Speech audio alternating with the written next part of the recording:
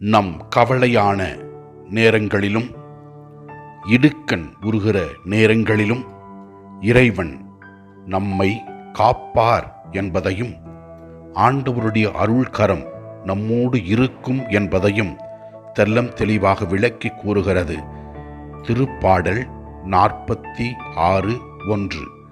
நாம் இவ்வாறு வாசிக்கின்றோம். கடவுள் நமக்கு அடைக்கலமும் ஆற்றலுமாய் உள்ளார். இடுக்கணுற்ற வேளைகளில் நமக்கு உற்ற துணையும் அவரே என்று கூறுகிறது. ஆண்டவர் நம் உள்ளங்களை அறிந்து நமக்கு உதவுகின்ற இறைவனாக இருக்கின்றார் என்றும், நம் கவலைகளிலும் கண்ணீரிலும் வேதனைகளிலும் அவர் நமக்கு ஆறுதலும் ஆசீரும் கொடுப்பார் என்றும், துன்ப வேளைகளில் துணையாக இருந்து நம்மை ஆசீர்வதிப்பார் என்று இந்த இறை வார்த்தைகள் தெளிவுபடுத்துகிறது. வாழ்க்கையில் எந்த நிகழ்வுகள் நிகழ்ந்தாலும் மனம் தளராமல் இறைவனிலே நம்பிக்கை வைப்போம். இந்த வார்த்தைகளை சொல்லி ஜெபிப்போம்.